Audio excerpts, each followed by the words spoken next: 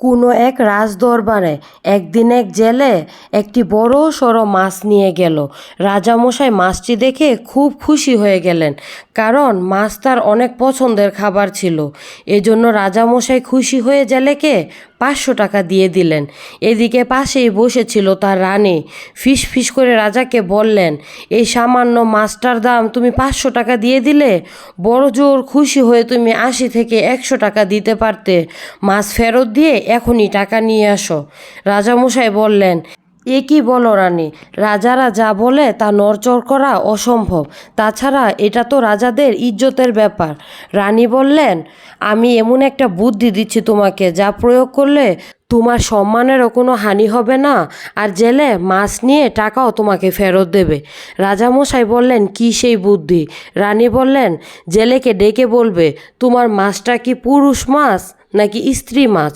যদি জেলে বলে এটা পুরুষ মাছ, তাহলে তুমি বলবে আমার স্ত্রী মাছ লাগবে। আর জেলে যদি বলে এটা স্ত্রী মাছ, তাহলে বলবা যে তোমার পুরুষ মাছ লাগবে। অতএব জেলে তখন তোমার মাছ ফেরত দিতে বাধ্য হবে। রাজা রানীর বুদ্ধিতে খুশি হয়ে জেলেকে ডেকে জিজ্ঞাসা করলেন, তোমার মাছটা কোন জাতের, পুরুষ নাকি স্ত্রী? জেলে থতমত হয়ে একটু ভেবে চিনতে বলল, জাহাপনা, আমার মাছটা পুরুষ মাছও না আর স্ত্রী মাছও না, এই মাছটা হলো হিজড়া। এবার রাজদরবারে হাসির রোল পড়ে গেল। রানীও শাড়ির আঁচল নিয়ে মুখ ডেকে ডেকে হাসতে লাগলেন। রাজা জেলের এই বিচক্ষণতা দেখে খুশি হয়ে তাকে আরও 500 টাকা উপহার দিলেন।